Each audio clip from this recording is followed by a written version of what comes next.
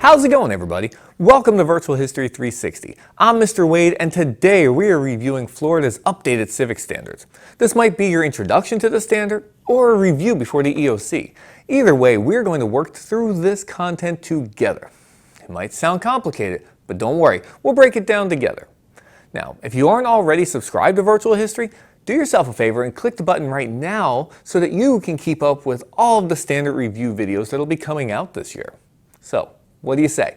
Are you ready to jump right in with standard CG.1.7? Here we go. After the American Revolution, the newly independent colonies needed a framework for governing themselves.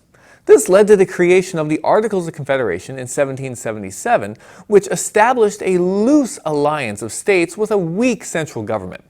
However, this system soon revealed significant weaknesses that ultimately necessitated the writing of the U.S. Constitution. One of the key weaknesses of the government under the Articles of Confederation was the lack of power to tax. The national government had no authority to impose taxes on the states or the people.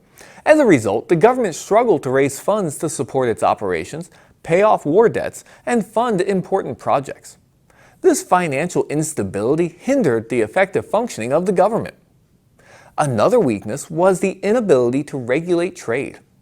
Under the Articles of Confederation, the national government lacked the power to regulate commerce between the states or with foreign nations. This meant that each state could establish its own trade policies and impose tariffs on goods from other states. This led to economic conflicts and hindered interstate trade, causing economic disparities and disunity among the states. The absence of a national court system and central leadership was another significant weakness. The Articles of Confederation did not provide for a national judiciary or executive branch. This meant that there was no unified system for interpreting laws or enforcing them. Disputes between states often went unresolved, and the lack of central leadership weakened the effectiveness and authority of the national government. Furthermore, the Articles of Confederation did not establish national armed forces. Each state had its own militia, but there was no unified military for the nation. This lack of a national defense system made it challenging to protect the country's borders, respond to external threats, and maintain security. Making changes to the Articles of Confederation was also a cumbersome process. Any amendment to the Articles required unanimous consent from all 13 states. This high threshold made it difficult to enact necessary reforms or address the pressing issues. The need for unanimous agreement among the states proved to be impractical and hindered the government's ability to adapt to changing circumstances. Due to these weaknesses and challenges faced under the Articles of Confederation, a growing consensus emerged among the states that a stronger central government was necessary. This led to the writing of the U.S. Constitution in 1787, which established a new framework for governance. The Constitution addressed the weaknesses of the Articles by granting the federal government the power to tax, regulate trade, establish a national court system, provide for a central leadership, that's the executive branch, and maintain a national military.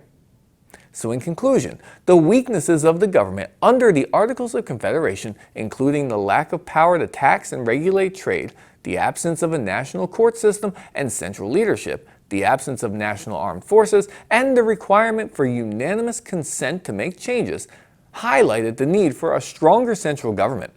This realization ultimately led to the writing of the U.S. Constitution, which provided a more effective framework for governance and addressed the shortcomings of the Articles.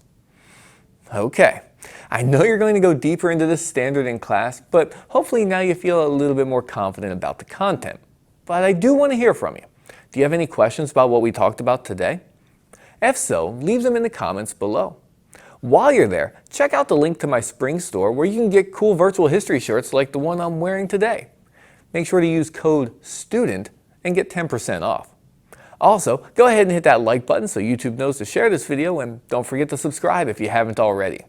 Be sure to check out the rest of the videos in this playlist for the rest of the standards, as well as the other videos you see to the side over here.